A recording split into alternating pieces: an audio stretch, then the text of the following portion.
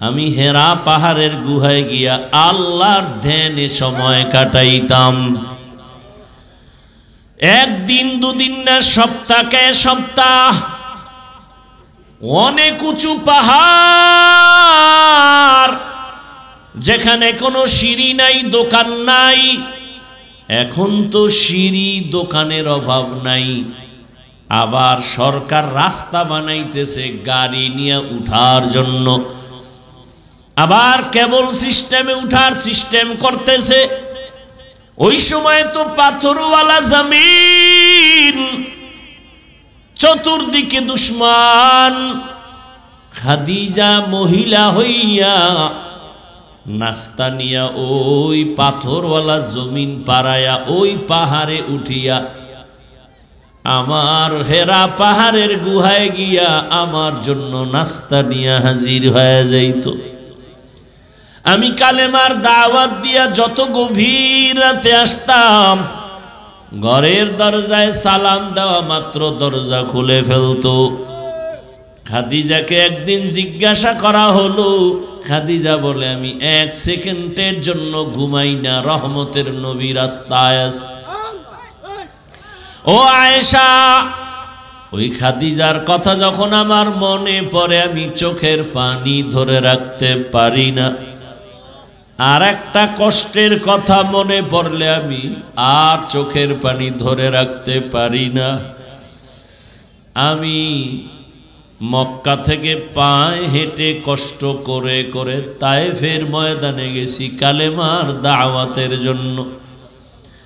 ওখানে যাওয়ার পরে ওই কাফেরেরা বাচ্চাদেরকে লেলিয়ে দিছে আমার পেছনে মারার জন্য। তায়েফের ময়দানের কাফেরদের বাচ্চাগুলো পাথর হাতে নিয়ে মারা শুরু করলো। বৃষ্টি যেমন পড়ে, ওই পাথরগুলো আমার শরীরের মধ্যে বৃষ্টির মতো পড়তেছে। পাথর পড়িয়ে আমার শরীর থেকে রক্ত, এত পরিমাণ রক্ত পড়ে আমার পায়ের জুতা পর্যন্ত আটকাইয়া গেল। আমার শরীর, আমার আল্লাহ এত দয়া করেছেন, আমার শরীরে একটা মশা পড়ে না, মাছিও পড়ে না। ও আয়েশা, তুমি জানো আমার ঘাম থেকে আমার আল্লাহ মেশকের ঘেরান দিয়েছেন। ওই বেঈমানগুলো বাচ্চাদের দিয়া পাথর মারা যখন শুরু করলো, আমি মক্কার দিকে কদম বাড়াইয়ার কাঁদতেছি। রক্তে লাল হয়ে গেছে আমার জামা কাপড়, আমার শরীর। আল্লাহ আমার কান্না বরদাস্ত করতে পারেন নাই। দেখলাম হঠাৎ করে জিবরাইল আমিন হাজির। জিবরাইল এসে বলেন, পয়গম্বর, আমার আল্লাহ আপনার চোখের পানি বরদাস্ত করতে পারেন না। আপনার উপরে যেই বেঈমানের আঘাত, আল্লাহ এখন বলেছেন আপনি যদি অর্ডার দেন তায়েফের জমিনের সব মানুষগুলো মেরে ফেলব। রহমতের নবীর শরীরে আঘাত বরদাস্ত করা যায় না। কেমন মায়ার নবী, নবী চোখের পানি ছেড়ে বলে, জিবরাইল, এই তায়েফের মানুষকে মারিও না, এরা আমাকে চিনে না, এরা জানে না আমি কত বড় ইয়তীম। এই তায়েফের মানুষ জানে না আমি কত বড় মাহারা অসহায়। ওরা জানে না যে আমি কেমন। যদি জানতো আমার শরীরে ওরা আঘাত করতে পারত না। ওদের মারবা না, আল্লাহ হেদায়াত দান করেন।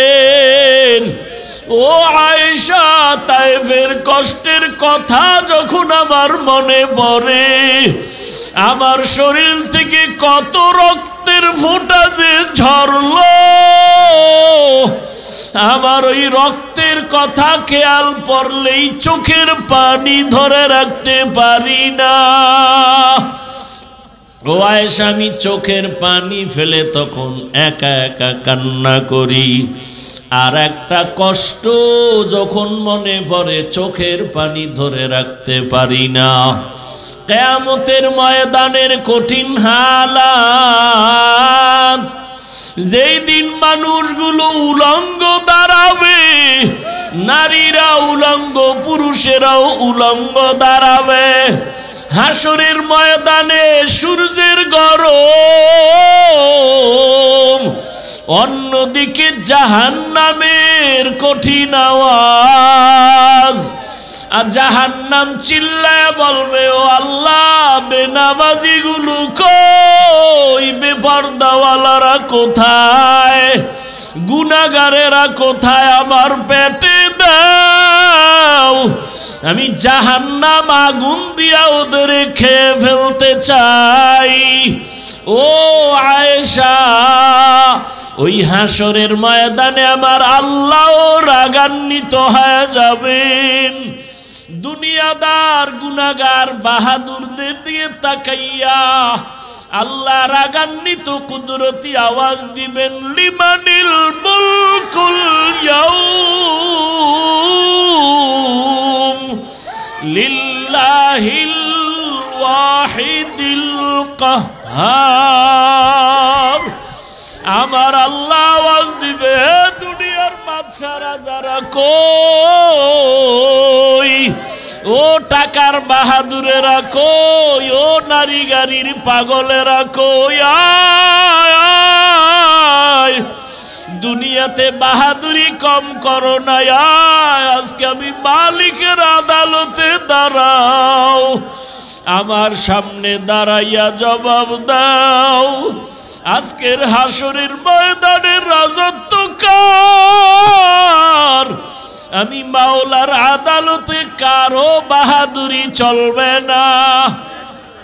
আল্লাহ পাক এমন কঠিন আওয়াজ দিবেন, হাসরের ময়দানটা থরথর করে কেঁপে উঠবে। ওদিকে সূর্যের গরমে গুনাহগারের মাথার মগজগুলো টাস টাস করে ফেটে যাবে, গুনাহগারগুলোর কান্নার আওয়াজ, চোখের পানি শেষ, রক্ত পড়া শুরু হয়ে যাবে। ও আমার বেনামাজি বাবারা, ও বেপরদাওয়ালা বাবারা, ও গুনাহগার বাবারা, মা বোনেরা, কয়দিন দুনিয়াতে বাহাদুরি করবা, চোখের সামনে কত লাশ আর লাশ, কই কত বাড়িওয়ালার আজকে কবরে পড়ে আছে, খবর নাই, কই ক্ষমতার দাপটওয়ালারা কই, ওরে ক্ষমতার দাপট দিয়াও তো জমিনে টিকতে পারলো না, দুনিয়ায় দাপট ঠেকাইয়াও টিকতে যদি না পারে, হাসরের ময়দান কত ভয়ঙ্কর হবে। ওই দিন কেমনে বাহাদুরি করবারে মুমিন, এখনো সময় আছে, তওবা করে নাও, আমার আল্লাহর কাছে মাথা নত করো রে বাবা। বল খালাকতানি মিন নারিন ওয়া খালাকতুহু মিন তিন, আমাকে আপনি সৃষ্টি করেছেন আগুনের দ্বারা, আদমকে বানাইছেন মাটির দ্বারা। মাটির গতি নিচে, উপরে যতই বারে নিচে আসবে, আর আগুনের গতি যতই দাবায় রাখবে উপরের দিকে যাবে। তাহলে আমার গতি উপরে, আমি নিচু হব কেন? আদম উল্টা আমার সেজদা করবে, আপনি উল্টা হুকুম দিলেন আমি ওরে সেজদা করব, এটা যুক্তি হলো? যুক্তিটা সুন্দরভাবে মিলাই দিছে, কিন্তু এখানে কারবার চলে মালিক আর গোলাম। মালিকের হুকুমের সামনে গোলামের কোনো প্রশ্ন চলে না, প্রশ্ন করাটা বেয়াদবি। প্রশ্ন করা কি কোনো যুক্তি চলবে? আমার দেশে আল্লাহর এক বান্দি যুক্তি দেয়, যুক্তি দিয়া বলে যে একচাটিয়া নারীর উপরে পর্দার হুকুম, এটা তো ঠিক না। আবার ইদানিং কালে শুনতেছি কিছু কিছু দেশের দামি দামি নারীরা তারা একমত হয়ে ময়দানে নামবেন। তাদের মূল থিম কি? বলে যে বৈষম্য দূর করতে হবে। সুন্দর কথা, কালেমাতু হক্কিন উরিদা বিহাল বাতিল, কথা ভালো মতলব খারাপ। বৈষম্য দূর করার জন্যই তো আন্দোলন। তারাও বলে বৈষম্য দূর করতে হবে। কিভাবে? বাবার সম্পদ ছেলে যা পাবে মেয়ে কম পেতে পারবে না, সমান সমান দিতে হবে। মোটামুটি আল্লাহর কোরআনডারে বাদ দাও এ কথা বলতে পারে না, ইশারা ইঙ্গিতে সবকিছু আল্লাহর বিরুদ্ধে যুদ্ধ ঘোষণা। কার বিরুদ্ধে যুদ্ধ ঘোষণা? আল্লাহর বিরুদ্ধে। ওদের ওই মেধা নাই যে আল্লাহ বাবার সম্পদ নারীদেরকে বাহ্যিক দৃষ্টিতে কম দিলেও, ছেলের অংশ বেশি দিলেও মূলত ঘুরে ফিরে মেয়েরাই বেশি পায়। এটা বুঝার মতো মেমোরির জিবি নাই। মেমোরির কি নাই? জিবি নাই। মেমোরি জিবি 1, জিবি 2, 4, 8 ডিজাইন কিন্তু সব কি এক, ভেতরের জিবি আলাদা। তাহলে আমরা মানুষের এই যে মেমোরি মাথা, এটা সব এক, ডিজাইনও এক, ভেতরের জিবি কি না এক না। কারো জিবি 1, কারো 2, কারো 4, কারো 8। তবে যত বেশি জিবি হোক না কেন মখলুকের মধ্যে সীমাবদ্ধ। এই পরিমাণ জিবি নাই যে খালেকের উপরে আঙ্গুল তুলবে। যদি কেউ মখলুকের জিবির ভিতর দিয়া কেউ খালেকের উপরে আঙ্গুল তুলতে চায়, ওর জিবি হ্যাং হয়ে যাবে। এই যারা বেশি বুঝতে চাইছে এরা পাগল হয়ে গেছে। পাগল হইতে তো আর বেশি তার ছেঁড়া লাগে না, একটা তার ছিঁড়ে গেলেই পাগল। ওরে তারও ছেড়ে না, শুধু একটু মদ পান কইরা বউরে মা কয়। এর মধ্যে দেখেন যে কি হালাত, শুধু একটু মদ পান করছে, এবার চেনে না কে মেয়ে কে বউ, কে মা কে স্ত্রী। আপনাদের জানা মতে, শোনা মতে, আর যারা দেখছেন, মদ পান করে কেউ জিকির করে? মদ পান করার পরেই সে শুধু পাগল না, উলঙ্গ পাগল হয়ে যায়। আর দুনিয়ার হালাত এমন যে যত বড় ভিআইপি সে তত বড় মদখোর। দুনিয়ার লাইনে যে যত বড় ভিআইপি সে তত বড় সুদখোর। কত বড় ভয়ঙ্কর! জমিনে ক্ষেতের মধ্যে পোকায় ধরে না, কথা কন না কেন? এই কয়েকটা সুদখোরের নাম লিখে ওখানে ছাইরে দিলে আর পোকা আইতো নয় ভয়ে। কোন ধান খেতে পোকা আসবে না সুদখোরের নাম নিয়ে যদি ওখানে টানায় দেয়। বড় বড় সুদখোরের নাম দেখলে ওরা আসবে না, এরা এতটা ভয়ঙ্কর। তাহলে আল্লাহ রাব্বুল আলামিন মানুষকে সর্বোৎকৃষ্ট সম্মান দিছেন। ইবলিস বলে আমার যুক্তিতে ধরে না। আল্লাহ বলেন আমার আদালতে গোলাম হিসাবে কারো যুক্তি চলে না। ফাখরুজ, বের হয়ে যায় এখান থেকে। শুধু জাহান্নামী না, তুই চির জাহান্নামী। ইবলিস কয় জাহান্নামী যেহেতু হইলাম, অথচ তোমার কত আপন ছিলাম আমি। জমিনের একটা জায়গা বাদ ছিল না ইঞ্চি যেখানে আমি সেজদা দিই নাই তোমারে। আসমানে ইবাদত করেছি, আর তুমি আমারে জাহান্নামী বানায় দিলা, তাও চিরস্থায়ী। তাহলে আমিও আদা করে গেলাম, আমি একা যাব না। যেই আদমের কারণে আজ আমার এই পরিণাম, ওই আদম নিয়া জাহান্নামে যাব। আল্লাহ বলে দিলেন শুনে রাখ দুই কথা। এক কথা, তুই বুঝাইয়া বুঝাইয়া ছলে বলে কলে কৌশলে আমার আদমের সন্তানরে ধোকা দিবি, আর আমার আদম সন্তান যখন আল্লাহর কাছে তওবা করে বলবে ভুল করেছি মাফ করে দাও, তোর 80 বছরের মেহনত আমি 1 সেকেন্ডে ওই বান্দাকে মাফ করে দিব। আর এক কথা শুনে যা, আমার কিছু বনিয়াদম এমন থাকবে যে তাদেরকে তুই জাহান্নামী নিবি দূরের কথা, তাদেরকে ধোঁকা দেওয়ার জন্য তুই কাছেও যেতে পারবি না। এরকম মানুষ দুনিয়াতে থাকবে। তারা কারা? যাদের অন্তরে আল্লাহর ভয় থাকবে। এখন আমি যদি আপনাদের জিজ্ঞাসা করি, এই প্যান্ডেলে আপনারা কারা কারা আল্লাহকে ভয় করেন, যদি জিগাই, একজনও কি হাত উঠানো বাদ থাকবে? বরং কিছু চালাক পারলে পাও আলগি দিয়ে দিবে যে আমরা হাত পাও মিলেই খোদারে ভয় করি। অথচ এখানে অনেক আল্লাহর গোলাম বসে আছে, আজকে ফজর পড়ে নাই, জোহর পড়ে নাই, আসর পড়ে নাই, মাগরিব পড়ে নাই, এশাও মোনাজাতের পরে সোনাবন্ধের গান গাইতে গাইতে বাড়ি যাইয়া সারা রাত মোবাইলে জেনা করবে, ফজর পড়বে না। এও কয় আমি আল্লাহরে ভয় করি। আর আমি 5 বেলার নামাজ ঠিক মতো আদায় করে বলি আমিও আল্লাহকে ভয় করি। আপনি দাড়িটা কেটে বলেন আমি আল্লাহকে ভয় করি। আর আমি দাড়ি রেখে বলি আল্লাহকে আমি ভয় করি।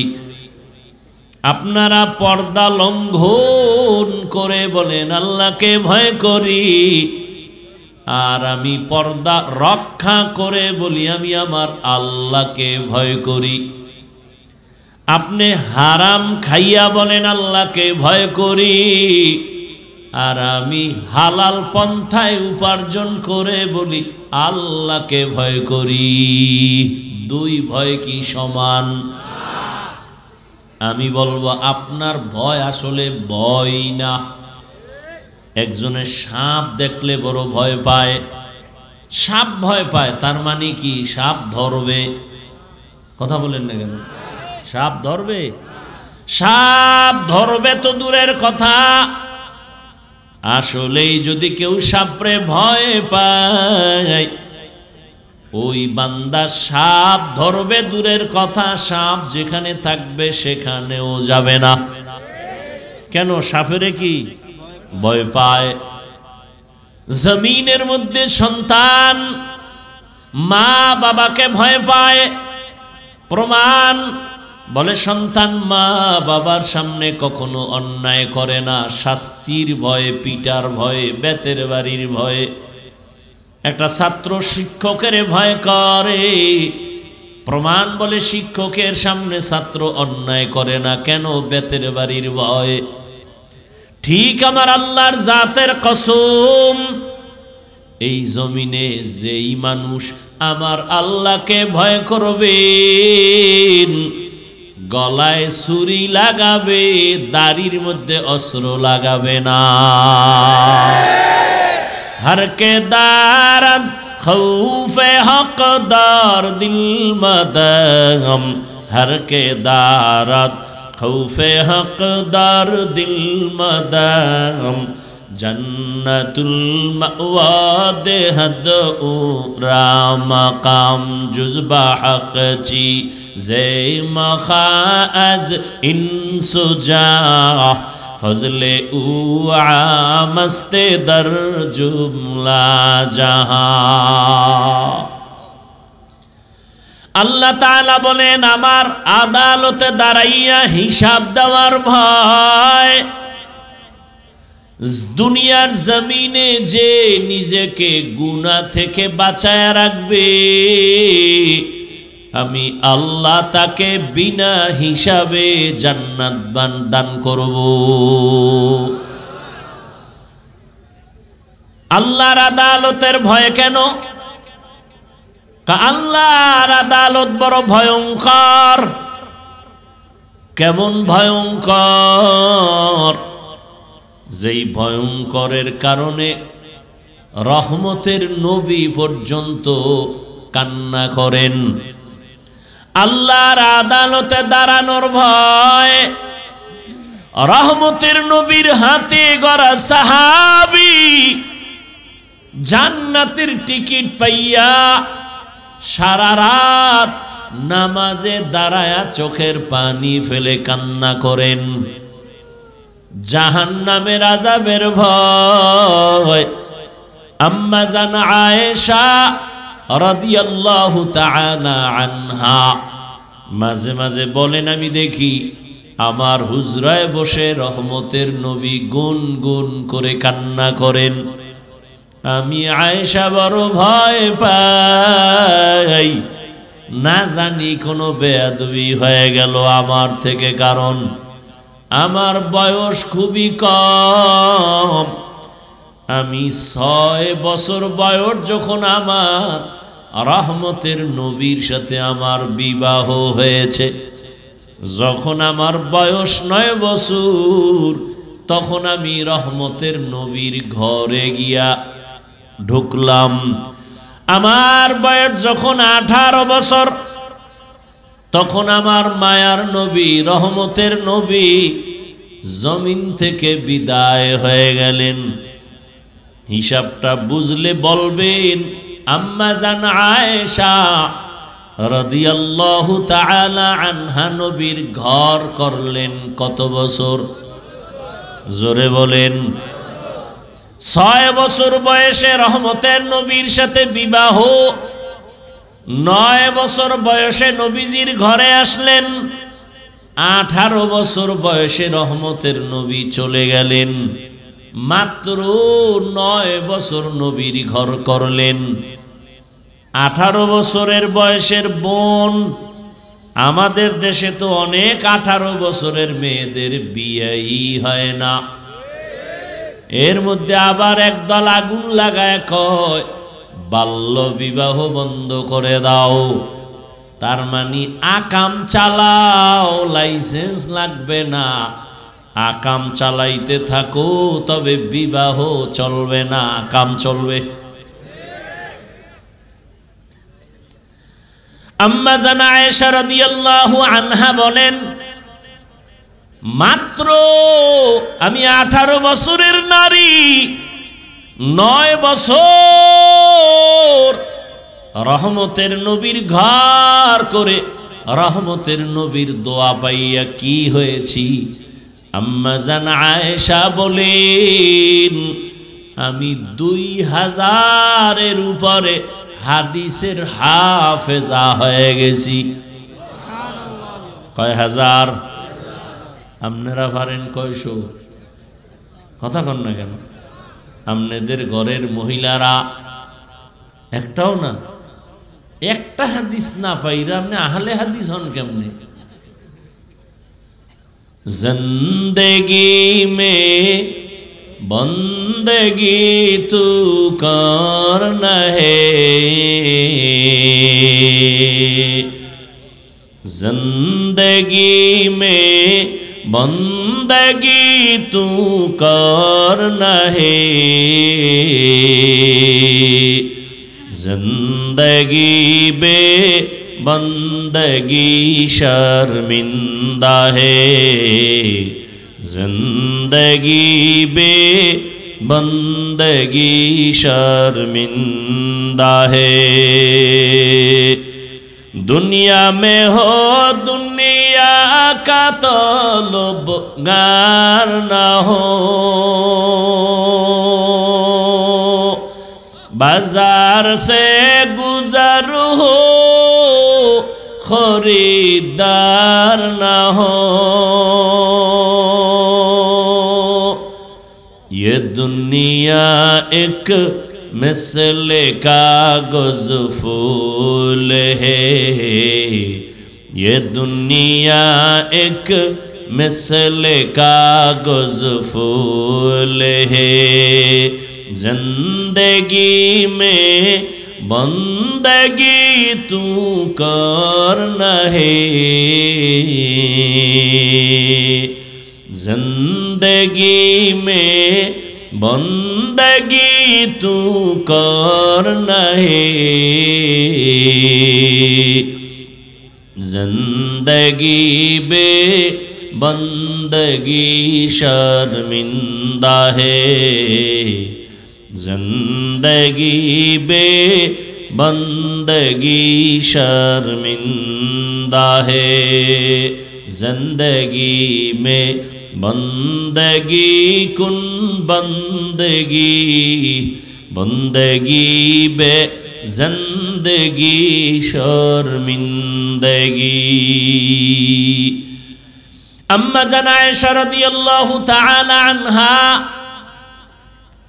রহমতের নবী কান্না করে আম্মা জান জিজ্ঞাসা করেন, ইয়া রাসূলুল্লাহ, মাঝে মাঝে আমি তাকায় দেখি আপনি গুনগুন করে আমার হুজরায় বসে কান্না করেন কেন?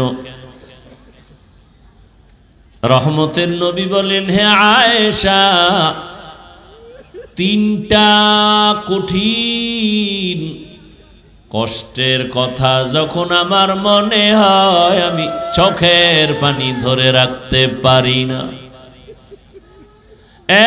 এক, আমার অন্তরে যখন খাদিজার কথা মনে পড়ে যায় আমি চোখের পানি ধরে রাখতে পারি না।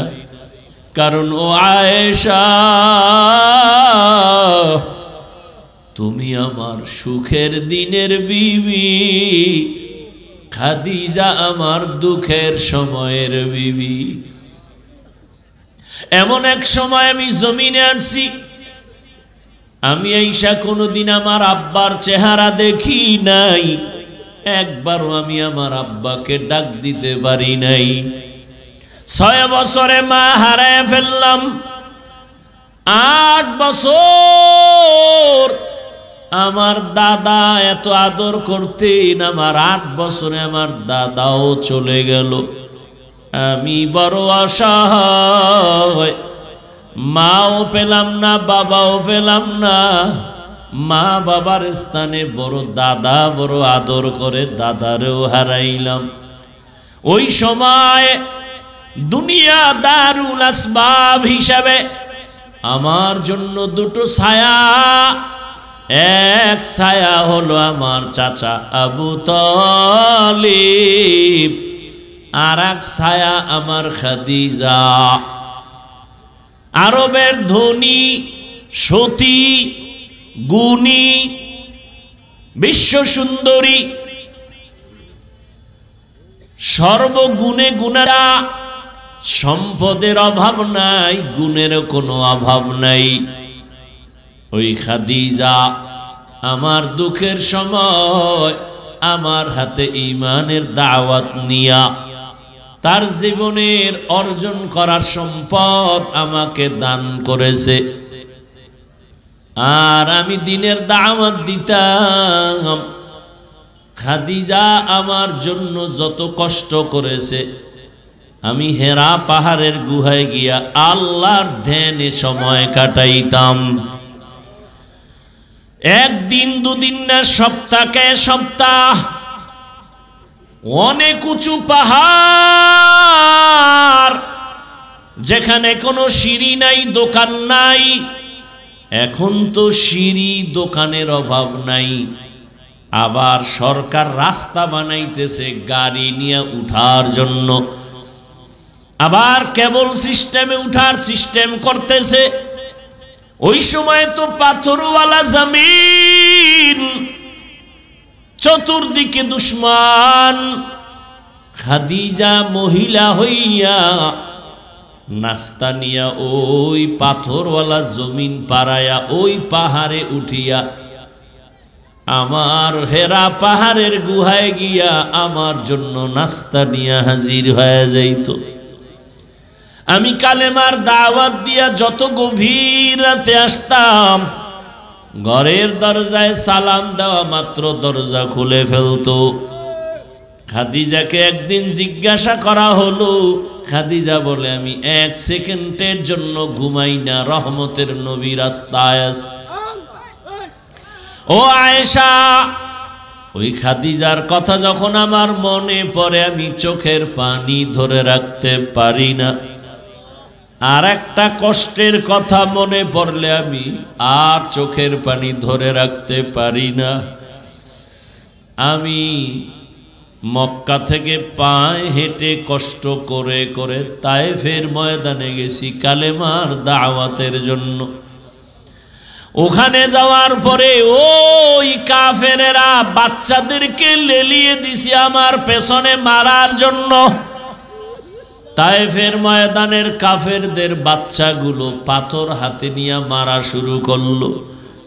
বৃষ্টি যেমন পড়ে ওই পাথরগুলো আমার শরীরের মধ্যে বৃষ্টির মতো পড়তেছে। পাথর পড়িয়ে আমার শরীর থেকে রক্ত, এত পরিমাণ রক্ত পড়ে আমার পায়ের জুতা পর্যন্ত আটকাইয়া গেল।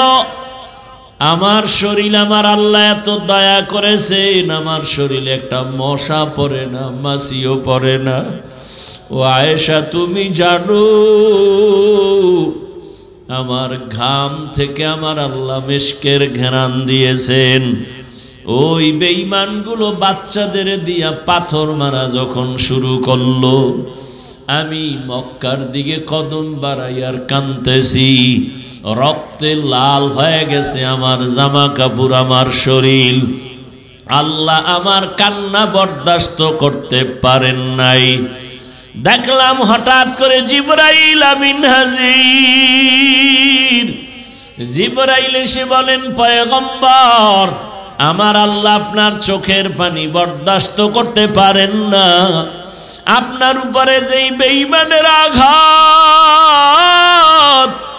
আল্লাহ এখন বলেছেন আপনি যদি অর্ডার দেন তায়েফের জমিনের সব মানুষগুলো মেরে ফেলব। রহমতের নবীর শরীরে আঘাত বরদাস্ত করা যায় না। কেমন মায়ার নবী, নবী চোখের পানি ছেড়ে বলে, জিবরাইল, এই তায়েফের মানুষকে মারিও না, এরা আমাকে চিনে না, এরা জানে না আমি কত বড় ইয়তীম। এই তায়েফের মানুষ জানে না আমি কত বড় মাহারা অসহায়। ওরা জানে না যে আমি কেমন। যদি জানতো আমার শরীরে ওরা আঘাত করতে পারত না। ওদের মারবা না, আল্লাহ হেদায়াত দান করেন। ও আয়েশা, তায়েফের কষ্টের কথা যখন আমার মনে পড়ে, আমার শরীর থেকে কত রক্তের ফোঁটা যে ঝরলো, আমার ওই রক্তের কথা খেয়াল পড়লেই চোখের পানি ধরে রাখতে পারি না। ও আয়েশা, আমি চোখের পানি ফেলে তখন একা একা কান্না করি। আর একটা কষ্ট যখন মনে পড়ে চোখের পানি ধরে রাখতে পারি না। কিয়ামতের ময়দানের কঠিন হালাত, যেই দিন মানুষগুলো উলঙ্গ দাঁড়াবে, নারীরা উলঙ্গ, পুরুষেরাও উলঙ্গ দাঁড়াবে। হাসরের ময়দানে সূর্যের গরম, অন্যদিকে জাহান্নামের কঠিন আওয়াজ। আর জাহান্নাম চিল্লায় বলবে, ও আল্লাহ, বেনামাজি গুলো কই, বেপরদাওয়ালারা কোথায়, গুনাহগারেরা কোথায়, আমার পেটে দাও, আমি জাহান্নাম আগুন দিয়া ওদের খেয়ে ফেলতে চাই। ও আয়েশা, ওই হাসরের ময়দানে আমার আল্লাহ রাগান্বিত হয়ে যাবেন। দুনিয়াদার গুনাহগার বাহাদুরদের দিয়ে তাকাইয়া আল্লাহ রাগান্বিত কুদরতি আওয়াজ দিবেন, লিমানিল মুলকুল ইয়াউম লিল্লাহিল ওয়াহিদিল কাহ্হার। আমার আল্লাহ আওয়াজ দিবে, দুনিয়ার বাদশা রাজারা কই, ও টাকার বাহাদুরেরা কই, ও নারী গাড়ির পাগলেরা কই, আয় দুনিয়া দুনিয়াতে বাহাদুরি কম করো না, আজকে আমি মালিকের আদালতে দাঁড়াও, আমার সামনে দাঁড়াইয়া জবাব দাও, আজকের হাসরের ময়দানের রাজত্ব কার? আমি মাওলার আদালতে কারো বাহাদুরি চলবে না। আল্লাহ পাক এমন কঠিন আওয়াজ দিবেন, হাসরের ময়দানটা থরথর করে কেঁপে উঠবে। ওদিকে সূর্যের গরমে গুনাহগারের মাথার মগজগুলো টাস টাস করে ফেটে যাবে, গুনাহগারগুলোর কান্নার আওয়াজ, চোখের পানি শেষ, রক্ত পড়া শুরু হয়ে যাবে। ও আমার বেনামাজি বাবারা, ও বেপরদাওয়ালা বাবারা, ও গুনাহগার বাবারা, মা বোনেরা, কয়দিন দুনিয়াতে বাহাদুরি করবা? চোখের সামনে কত লাশ আর লাশ, কই কত বাড়িওয়ালার আজকে কবরে পড়ে আছে, খবর নাই। কই ক্ষমতার দাপটওয়ালারা, কই? ওরে ক্ষমতার দাপট দিয়াও তো জমিনে টিকতে পারলো না, দুনিয়ায় দাপট ঠেকাইয়াও টিকতে যদি না পারে, হাসরের ময়দান কত ভয়ঙ্কর হবে। ওই দিন কেমনে বাহাদুরি করবারে মুমিন? এখনো সময় আছে, তওবা করে নাও, আমার আল্লাহর কাছে মাথা নত করো রে বাবা। তোমার আমার মতো যুবক স্কুল কলেজে পড়ে, জেনারেল লাইনে পড়ে, চাকরি করে, ব্যবসা করে, নামাজির অভাব নাই। বলো বাবা তুমি কেন পারবা না?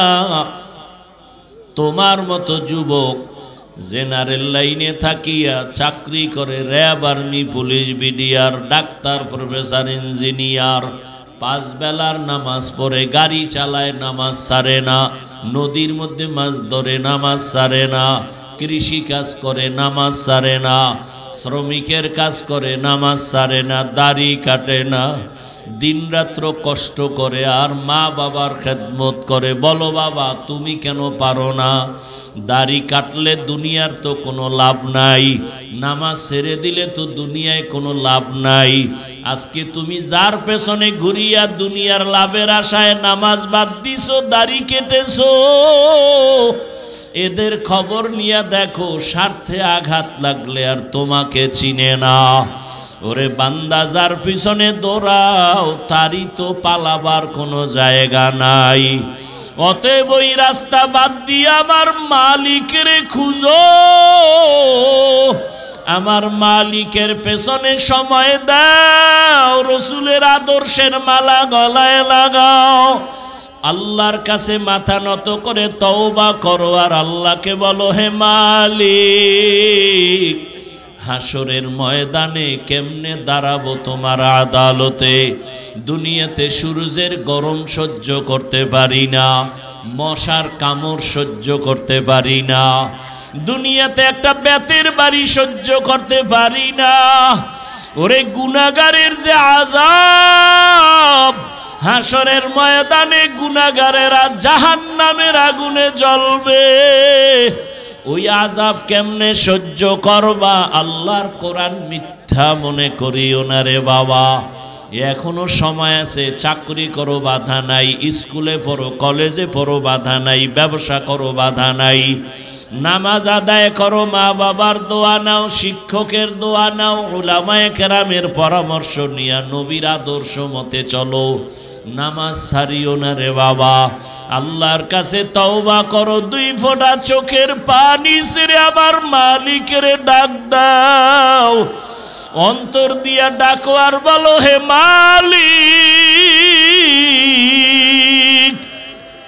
দুনিয়াতে তো কম রং তামাশা করলাম না, দুনিয়ার পেছনে ঘুরিয়া দাড়ি তো কম কাটলাম না, বেপরদায় কম চললাম না, জীবনে বহু নামাজ সারলাম রে আল্লাহ।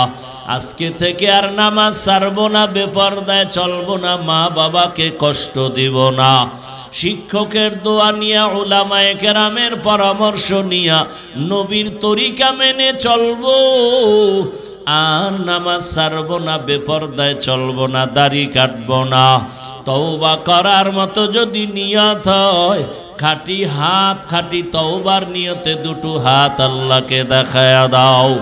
আয় আল্লাহ আমাদের তওবা কবুল করে নেন। আয় আল্লাহ গুনাহমুক্ত জীবন দান করেন।